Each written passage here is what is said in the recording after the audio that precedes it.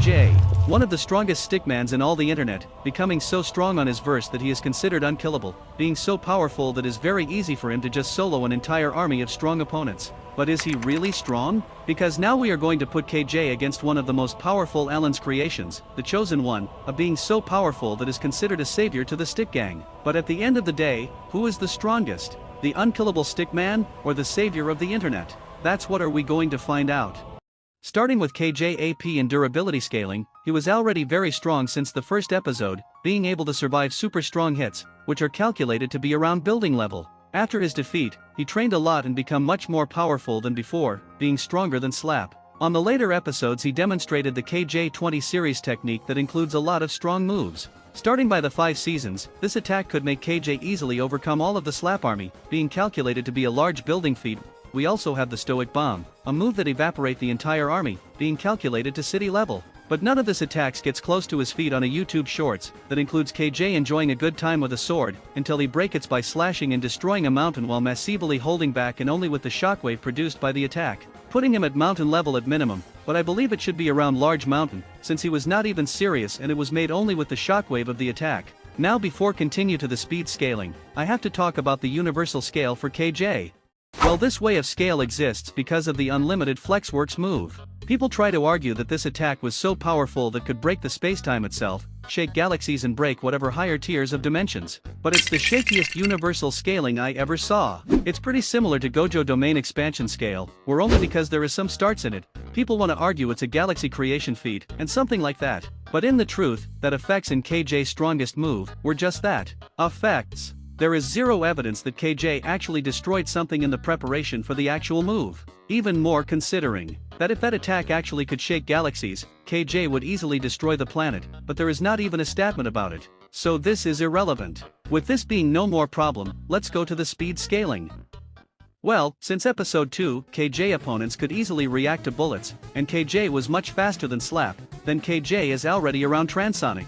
Now regarding the fight with stealth, there is a big misinterpretation that says the fight scales to the speed of lightning since the start, when it clearly does not.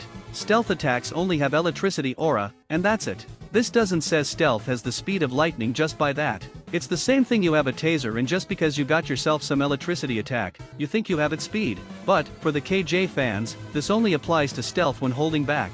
When he goes all out, he moves so fast that his electricity attacks are almost not moving, guaranteeing him and by extension holding back KJ a massively hypersonic plus speed. But course, KJ was not even at 20% of this full power at that fight, so you could make an argument for KJ being sub-relativistic in his 100%.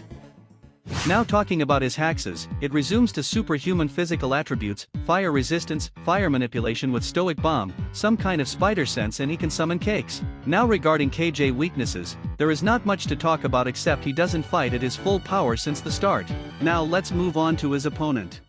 Chosen One already has 100 of different scales, which make him city block level to multiversal ranges of AP. I will make a scale that is less overpower and would make the fight somewhat closer. Talking in AP, we have to use the Minecraft block scaling, since Chosen One can even destroy bedrock without being at the strongest, and even barrier blocks, but this include code manipulation, so let's just scaling him above bedrock. Well, how we scaling bedrock? I won't use the universal scaling for this block, instead let's use a more grounded scale. In the real life, the cobblestone block would be calculated to small building plus level. This is important because we can scale the other blocks from that. The iron block and the diamond block are stronger than cobblestone, so you can say they scale to building level, with diamond being almost building plus. Now we have the obsidian block, being one of the hardest blocks in all Minecraft. It takes some considerable amount of effort to break it even with 2 diamond pickaxes. And by resisting to creeper explosions which are calculated to 0.9 tons of TNT, or building level, I would safely say that an obsidian block is around large building level. Now to scale the netherite block,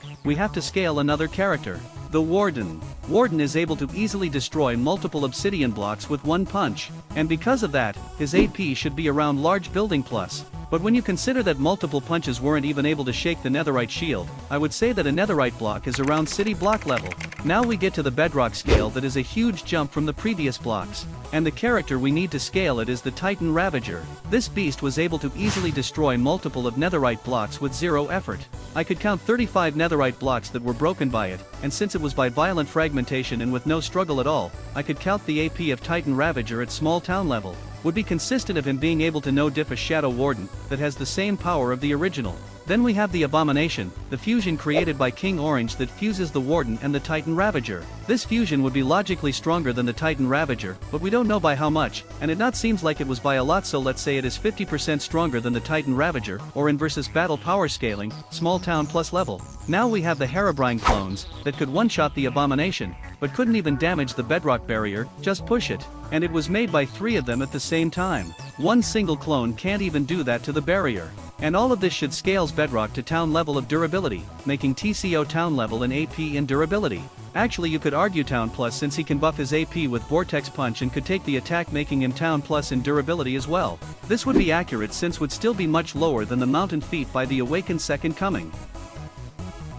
In speed scaling, it's pretty easy. Stickgang is able to dodge lightning and lasers multiple times, and TCO is above them by a long shot, making him faster than light. And I know reaction speed is not equal to travel speed, but a Vera bot is faster than the base gang, and TCO could blitz multiple bots at once without being at his full power, so should be at least FTL plus in speed. Talking about his hexes, he has fire, ice, lightning manipulation, code manipulation by golden code blast attack, stats buffed by vortex punch, fly, teleportation and laser vision. Now about his weaknesses, there is also not much I could talk. Now let's straight to the debate. Well, when comparing the AP and durability, it's clear KJ is leagues above the Chosen One, even if you consider the Vortex Punch buff, since he is still much below him. Now regarding speed, Chosen One has the clear advantage, being hundreds of times faster than KJ. So this comes to classic strength against speed scenario. And unfortunately we can't decide a winner just from that, since KJ can one-shot TCO, but can't hit him, and TCO is much faster, but can't harm KJ. So now this fight comes to battle IQ, combat, stamina, and hacks. Well, in battle IQ it's clearly a point to the Chosen One, since he has years of fighting experience, can use his powers in a lot of creative ways, can think incredibly fast in a fight as shown against Victim, while KJ does not rely on strategy, only using strength, and he is not as experienced as TCO. Now regarding combat, it should be a draw, since both of them are really good fighters with multiple techniques and good fighting styles, that makes them incredible opponents in hand-to-hand combat. In stamina-wise, we never see KJ get tired, but that's because we only see he fight against weaker opponents and his fights are too short in a way. Now about TCO, we already knows he can get tired, but only after long fight times and against strong opponents for him. But I will say it should be a draw by the lack of information regarding KJ stamina limits. Now in the hacks category, it's easily TCO, being a versatile stickman and with strong powers that he is, KJ hexes are almost irrelevant in comparison. Now is the time to talk about the winner of the debate. Well, KJ can't actually hit TCO by the speed gap, and his hexes can't do much a thing, except by the extreme fire resistance, that allowed him to survive a volcano. But in the offensive side, there is nothing KJ could use to hit TCO. Now regarding the savior of the internet, his fire attacks would do no damage, a tornado and lightning attacks would also be zero effective against his opponent, the vortex punch wouldn't even scratch KJ, and the golden blast code has shown no ways of affecting KJ to the point it would make him comparable to the Chosen One, and laser vision rarely on extreme heat, and KJ can survive that. Now the only power TCO has that could work, it's the ice power, since KJ hasn't shown a single implication that he can survive lower temperatures. Keep in mind would be super easy for TCO hitting KJ and create an iceberg or using his ice breath. And his flight and teleportation would help him in keeping distance from KJ attacks that would one-shot him. Now after all this, I say the Chosen One wins this fight with extreme difficulty, and the reason is not only the ice Winkin, but also the fact TCO is much more experienced and versatile than KJ, that only relies on superhuman strength. Sure, most of TCO powers wouldn't work, but KJ can do nothing against his flight abilities. And I know he can jump pretty high, but the speed gap is still there. So I honestly think TCO is the winner here, but just by a little. Anyway guys, thanks for watching, don't forget to like and subscribe, and I see you on the next video. Until then, stay safe.